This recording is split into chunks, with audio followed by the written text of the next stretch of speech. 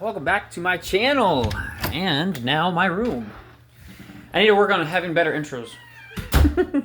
On that note, look at my dresser that I stained. Ain't that cool? I did that. It took a while. Anyway, I wanted to talk about my hell testimony. Now, I don't have, personally, a testimony of going to hell itself. I'm gonna say I don't want one. Sometimes I think I would want one just to be able to tell people about it. But I also have listened to enough of them to know that I don't want that at all. It's pretty horrifying. So yeah, this is my video that I'm going to be talking about. My thing, the closest thing I have to a hell testimony. So here it is.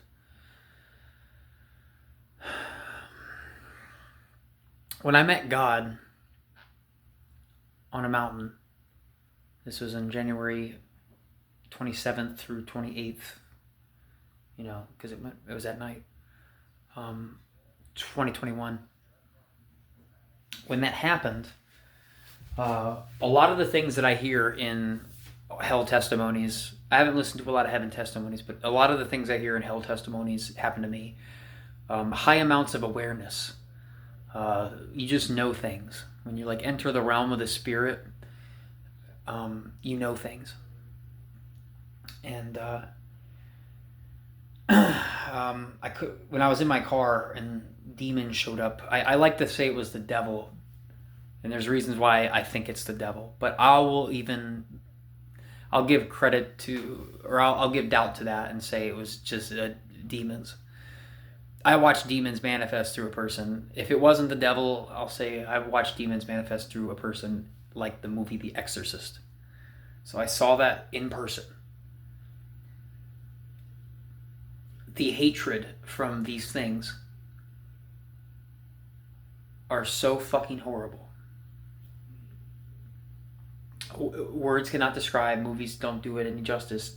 Demons, these entities, are so horrible. It's so bad. I felt tired in my car. There was no rest. There's a verse that says there's no rest for the wicked like the waves of the sea or something. Look it up. If you type in those words, you should find it. But I'm paraphrasing. But there was no rest. I was thirsty. I have this story about being in my car and looking in the rearview mirror, and the demon that was in the heroin addict looked at me, and I think it gave me the thought, because they say demons can't read your mind, but they say Satan can put thoughts in your mind, so it kind of makes sense. I'm still on the fence on that one. Regardless, I had the thought of I'm thirsty, and this thing asked for water.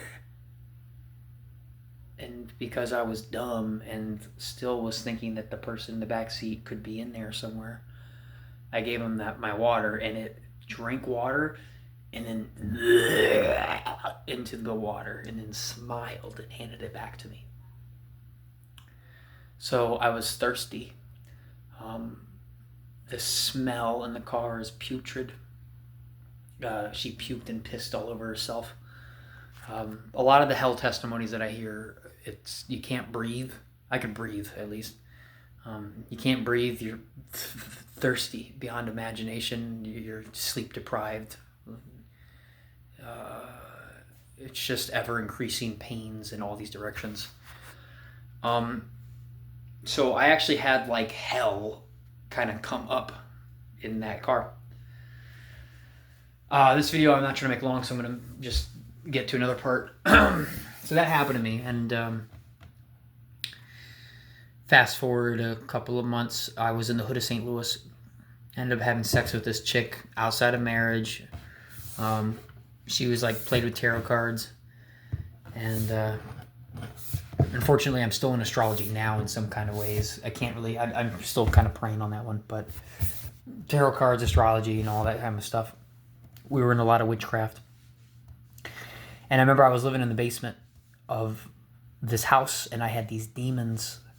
Again, I mean, I knew demons were real because of the experience I just described. but I didn't have a Christian background, so I just didn't know what's going on in this realm. I had no clue that hell is beneath everybody's feet, and everybody that lives dies and goes there unless they choose Jesus. That's the current situation. For those on the other side, they think we're just another religion, another group of people just saying things that believe things, when this is the truth. This is the actual truth of what's actually going on in your world. And the evidence for that in my life is this testimony that I'm giving you. And when I get to a point where I understand my Bible better, I'll be able to sit here and read you verse for verse why my description of the things I went through is more in alignment with the Bible than anything else, because it describes those things perfectly. But this video isn't to sit there and do all that, because I've had made videos where I tried pointing out things that happened in that experience, but I wanted to fast forward through that, so I'm just gonna tell you some of the things. So yeah, I'm in the hood of St. Louis. I got demons. I'm in the basement of this house, and I got these demons plaguing me like crazy. I had my tooth and a hack on a jaw. I can't remember, is this one or... Oh, it's this one. I remember why. Actually, I know it's this one. You know how I know it's this one? Because when I was sleeping in my bed, laying in my bed, and I had like not a turnip, but it's like not a beet. I guess it was a turnip that was on the side of my bed, and my tooth rotting in my face was happening. And I remember looking over and seeing the turnip on the shelf near my bed had a hole of rot right through it. Like somebody took like the energy of rot and blasted it at me, and like it affected the fruit vegetable thing next to me, like the turnip. It rotted it out like a hole. I was living in this decayed energy of death. It was so bad.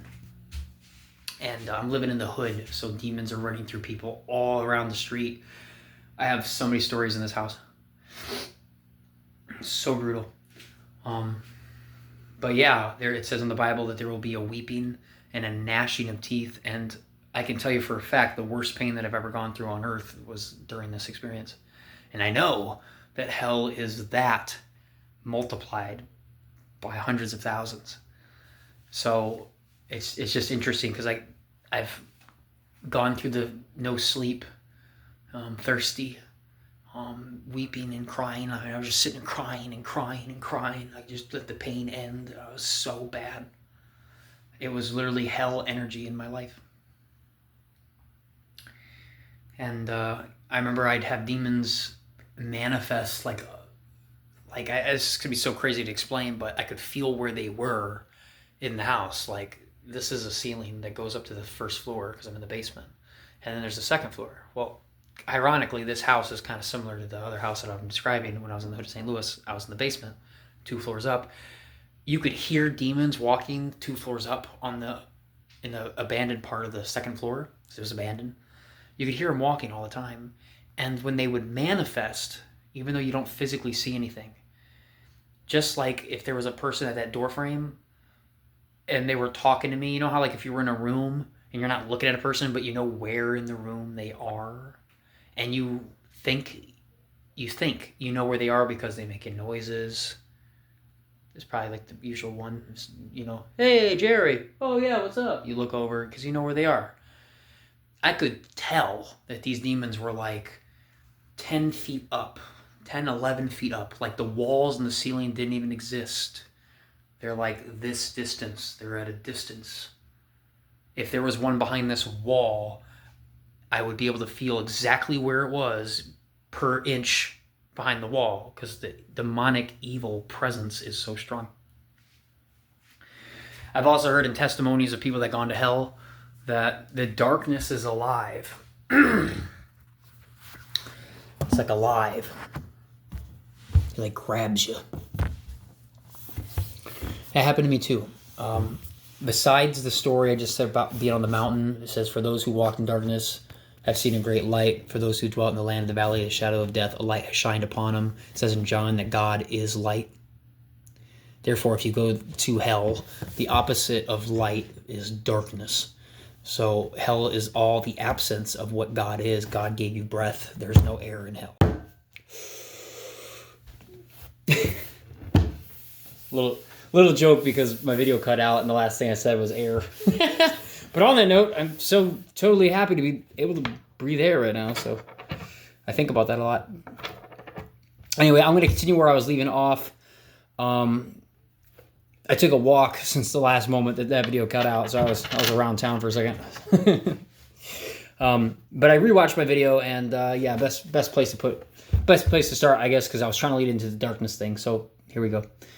A lot of hell testimonies, they talk about darkness. They talk about this darkness that is alive, and it like grabs you, and it's the darkest darkness you've ever seen. And I've seen that darkness in life on earth. I have a story about it. Yea, though I walk through the valley of the shadow of death, I shall fear no evil. I have a story about me walking through a darkness. I had God with me, though, which is the difference between here and hell. There's no God there, so. But I have a story about that when I was on the mountain. Later on in the story, and it's hard to place where this happened because I was a meth head, so like short-term memory of certain things it's harder to place sequences sometimes. But it was definitely after the mountain, and I'm gonna say it was after. It might have been before the tooth pain in that house, or after, because I can't remember. It's that same season of my life. It's the same few months. It just I bounced around a lot. But anyway, I was at this dope house.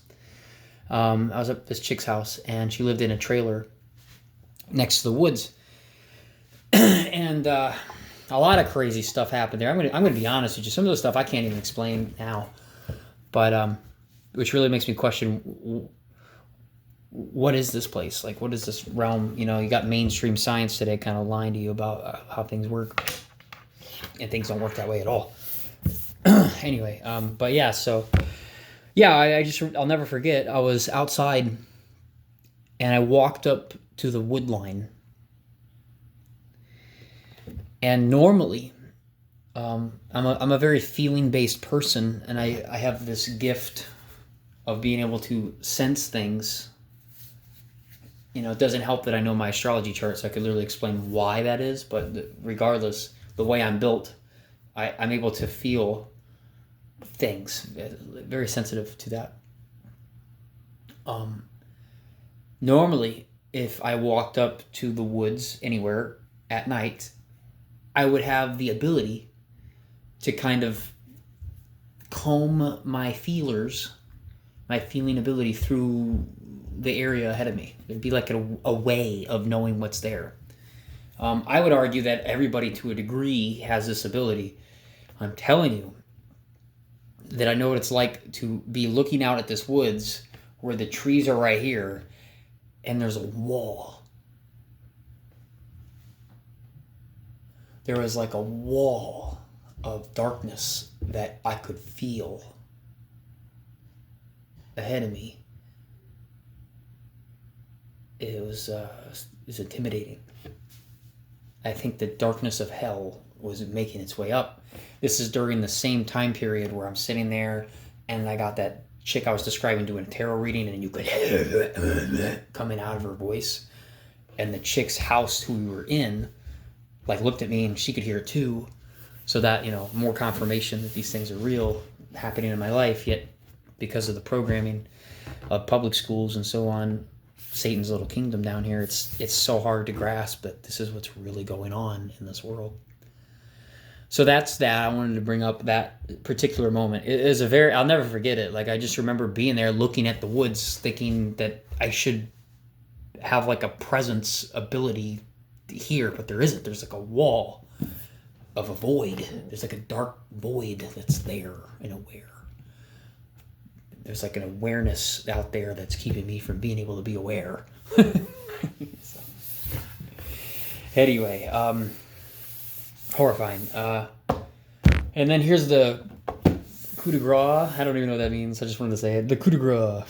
The piece de resistance. It ain't good at all. I have a story where that same chick who I was just telling you about that I had sex with outside of marriage, who was doing that tarot reading, who conveniently placed me in the hood of St. Louis, where I almost died multiple times or had a lot of death coming at me, demonic attacks. She sent me a text message once.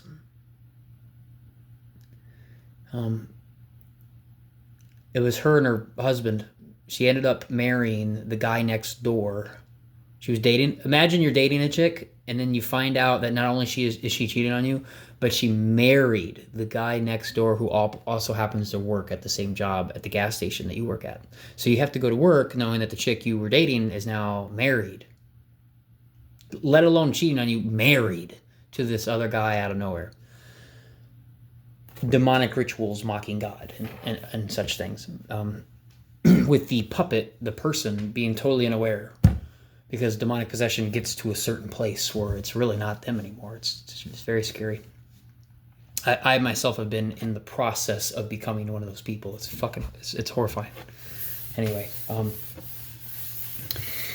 but yeah, so the worst, most horrifying thing I've ever heard in my life, hands down. And like, I've been in the car with the demons, or I like it. I think it's Satan in that particular story, but they sent me an audio. So it was her and her husband, and it's on a phone. It was just an audio text message, so you could hear them talking. And I'll never forget, South Park was playing in the background. So they sent me this audio. I don't even remember what the context of the message was about, but it's them talking and South Park in the background. And I heard, God gives you eyes to see and ears to hear. I heard hell. It's like the most horrifying thing imaginable. It's not even funny at all. Like, a lot of things in life you can make jokes about. And I live every day talking to people who are totally oblivious that they are going to hell. You're going to this actual place, and I can tell you from my experience that it's beyond, it's so bad. I want to grab you and shake you, saying you're being fucking stupid right now. Like, this is the most serious thing that's happening, and like, you don't care, or you think it's a joke. And I'm surprised I was able to stay so ignorant even after hearing this. I still didn't come to Christ. It's amazing that. But again, that has more to do with how Satan runs this world, and how all the decades of programming really make it hard, and how he uses your family dynamic and culture to make it where you have to give up everything to like follow him. And it says you have to do that. The Bible makes it clear that you're going to have to do that. So, but yeah, I heard the sounds of hell in an audio message. I heard screaming and people on fire. It was like interlaced within the words and the sounds of South Park, like Cartman or whatever laughing in the background. I could hear it. My literal, I wasn't gonna say this, but my literal nuts like went up in my body, and it like gripped me, and I could keep clicking play on the thing. I probably listened to it there. I wish I kept it. I wonder now, if I play it, will people hear it too? It's kind of lost in the sea of information. I think God does that in a lot of ways. There's like a certain level of, your turn to choose where you want to go and things like that. But yeah, I've heard the sounds of hell, and it was horrifying. And I'm surprised it took so many years. I had demons living in me, so, which definitely made it harder to accept things. And so if you're watching this and you're watching this video, you made it this far, 18 minutes of me talking about my version of a hell testimony. I've got a lot more. I've had so many demons on this journey. I just want to say this. These things are real. They're in your life. They're watching you. And when you die, they know everything about you and how they're going to torture you personally to get the highest orgasm of tormenting you. These things know you. They know your weaknesses. They know everything about you, and they have gotten your parents and your parents' parents and your parents' parents and your parents' parents' parents. They have been in your bloodline and figured out how to knock out every one of you, and they basically groom you into the person that they want. Yeah, it's insane. The moment that they know you know about Jesus and that they're real and things like that, or that you're on that path, and when like the veil has been lifted and they know that you know, it's a whole other game. So for me, it was them mocking me to my face. I travel 1,000 miles to Florida, and demons would hop into crackheads and like hi, and like just be giving me the recognition of I know you, like I know who you are. Like they would do that. So please look into who Jesus is. It's like the most important thing. Everything else is completely irrelevant. Nothing matters. 10 minutes in hell, you're going to be wishing you did anything. There's literally no time in your life you've ever been hopeless. You will be hopeless when you enter hell. The fact that you can perceive what is hopelessness, and the fact that you can perceive, at least contextually, like conceptually, like complete darkness and ever increasing pain, these are in the realms of a possibility. There's a lot of evidence that suggests that this is the truth. I know in my life it's the truth. I have, but if you're not there yet, bro, you got to get here. You got to get to this realization. You're wasting your time not looking at this. I love a lot of people in my life, and it gets to me. I'll be talking to them, and I'll listen to them talk about random shit, and now I get it. Like I get why all those like weirdo Christian guys that would manifest in my life growing up. Like I've had a lot of them. They would pop up randomly, and just didn't care.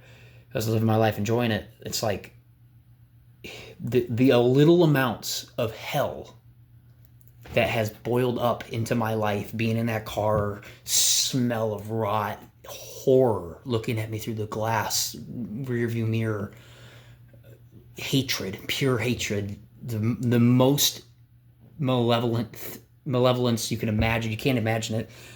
Waiting for you. It's waiting for you. I'm thirsty. I'm tired. I just can't do it anymore. And I know all that is just like a tip of the iceberg of what's below. Like I have air to breathe. I'm like, there's so much that's in my advantage while on earth that is going to be completely stripped away, and you're going to get raped and destroyed by these things if you end up in hell. If you're watching this and you are a Christian and putting fear in your life, go watch some videos that reassure you that you're saved. If you have sin in your life and you're aware of it and you repent, if you have sin in your life and you're aware of it and you actually genuinely care, then you're saved. If you gave your life to Christ, you believe Jesus is God, you confess with your mouth that Jesus is Lord and believe that God raised him from the dead, you shall be saved. There's no condemnation in Christ. It's Satan's going to try to fool you with those feelings and emotions of not feeling that you're saved in order to get you to give up and to where you're not saved. And so don't do that because you're saved. Don't believe me at all. Go look into it. It's important. Go read the Word of God and trust in that and not your damn feelings. But again, that's all I wanted to say. I'm going to make that's the end of this video. That's my hell testimonies. There's a lot more, but I don't want to make it too long. And, bro, I'm praying if you're watching this, that if you have not decided to make Jesus God, your Lord and Savior, dude, I'm telling you from my own experience that I didn't even go to hell. But the shit that I went through to get here, like every day I walk down the street, I see people eating at like restaurants and like buying stuff at the flea market. And I'm like, they don't know.